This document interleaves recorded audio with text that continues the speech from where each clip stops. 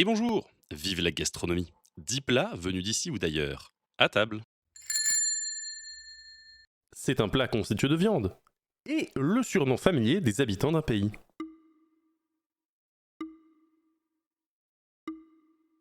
De viande de bœuf rôti.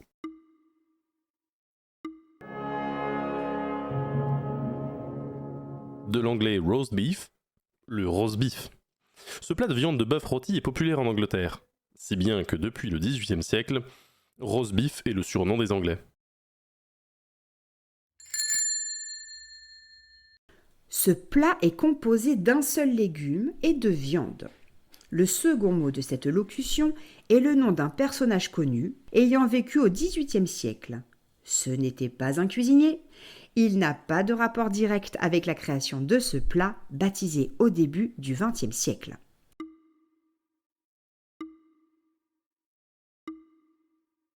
Cet homme était pharmacien, agronome et nutritionniste.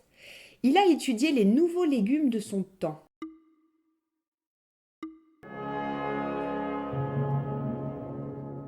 Le hachis parmentier. Antoine Parmentier était mort depuis plus d'un siècle quand on a donné son nom à ce plat. Plat qui vient du mot pois chiche dans les langues sémitiques, arabe, hébreu, syriaque, phénicien.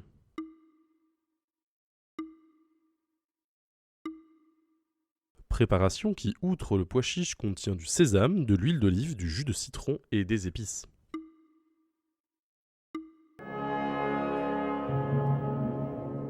Le houmous ou hummus. Beaucoup de pays du Proche-Orient revendiquent la paternité de ce plat. Nous ne trancherons pas ce débat.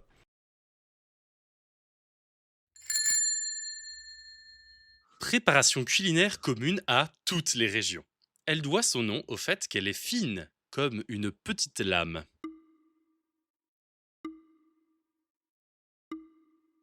Lame avec un suffixe diminutif. La première syllabe a été supprimée, remplacée par une voyelle qui vient probablement de l'ingrédient principal de cette préparation.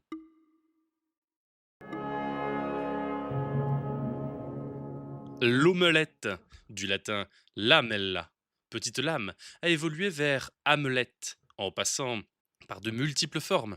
À la fin, la transformation du A en O est probablement due à l'influence du mot œuf, ovum, en latin. S'il y a eu tant de formes intermédiaires, c'est que l'amelette n'était pas la spécialité d'un seul terroir. Toutes les régions françaises l'avaient adoptée et chacune avait donné au mot une forme locale, avant qu'au XVIe siècle on ne passe à omelette, et là avec beaucoup moins de variantes parce que le français de cette époque commence à s'unifier. Préparation culinaire dont le nom vient de poisson salé en occitan provençal. On connaît surtout sa présentation en tarte salée.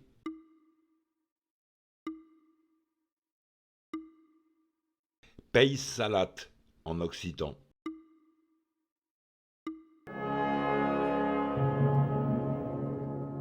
Puisque la garniture est appelée peis salat, la tarte a pris le nom de pissaladière en français. Selon le hongrois, c'est la viande des bouviers, c'est-à-dire des gardiens de troupeaux de vaches ou de bœufs.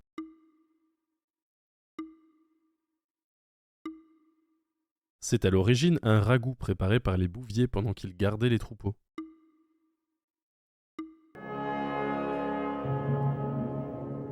De goulash, le bouvier, et hursch, la viande, contractée en goulash en allemand, francisé en goulash. Spécialité gastronomique. Du fromage de vache est fondu dans de la bière brune chauffée.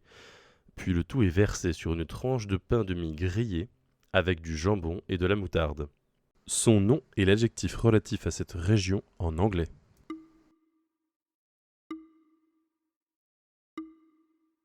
En français, ce plat s'appelle aussi croque, suivi de l'adjectif français relatif à cette région. Dans la vieille langue locale, il s'appelle fromage cuit, soit kalswedidodi.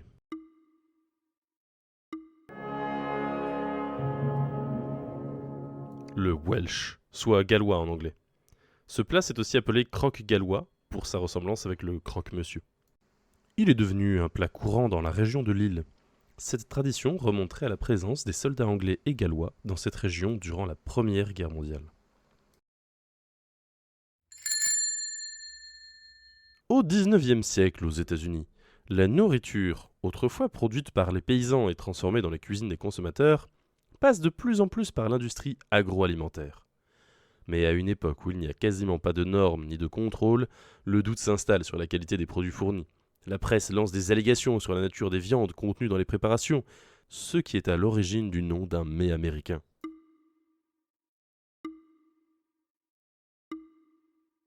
Le doute se porte sur les saucisses.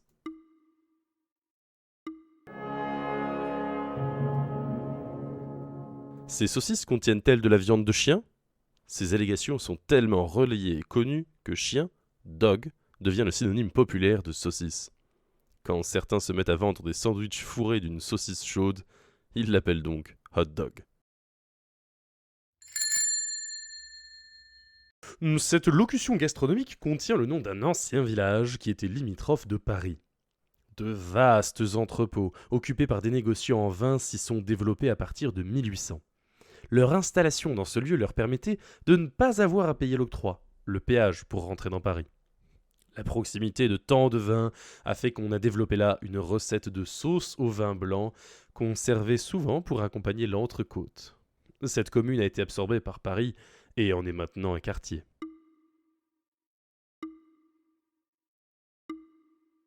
Ces entrepôts ont été détruits. À leur place, il y a un palais omnisport, non loin des locaux du ministère des Finances.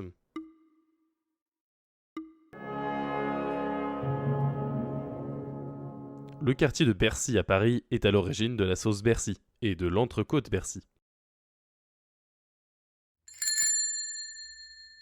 Locution gastronomique. La reine de France, Marie Lesinska, fille du roi de Pologne, était éclipsée à la cour face aux favorites de son royal époux Louis XV, particulièrement par Madame de Pompadour. Pour rappeler à tous son existence, elle a donné ses instructions à son pâtissier et ses cuisiniers pour qu'ils mettent au point une recette.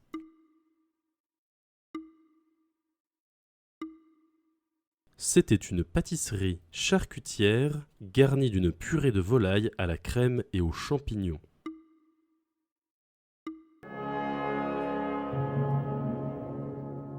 C'est l'écuyer de cuisine de la reine, l'Alsacien Nicolas Storer, qui a mis au point cette recette de bouchée à la reine, ainsi nommée en référence à la reine de France, Marie Lesinska. Aujourd'hui, la pâtisserie Storer existe encore, c'est la plus ancienne pâtisserie de Paris. Repassons ces plats. Roast beef de bœuf rôti en anglais. Le hachis parmentier, un hommage posthume au diffuseur de la pomme de terre en France.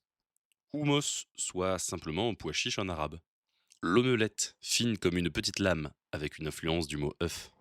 Pie saladière, du poisson salé en occitan provençal. Un goulash, c'est-à-dire une viande des bouviers en hongrois. Le Welsh, soit le gallois en anglais. Hot dog, littéralement chien chaud en américain. L'entrecôte Bercy, du nom du quartier de Paris spécialisé dans le vin. La bouchée à la reine, ainsi nommée en référence à Marie Lesinska, reine de France au XVIIIe siècle. Nous avons parlé pour ces bouchées à la reine de pâtisserie charcutière. L'usage de ces deux mots peut sembler étrange pour désigner un tel produit au vu de leur sens actuel. Ça demande une certaine clarification.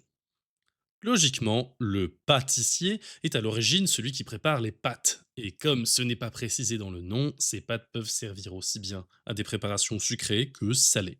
Alors qu'aujourd'hui, si on vous propose une pâtisserie, vous vous attendez toujours à un dessert sucré. Et les dictionnaires de français actuels confirment ce sens de préparation sucrée pour une pâtisserie, même si certains admettent un deuxième sens vieilli, mais pas mort, de préparation sucrée ou salée. Et la charcuterie.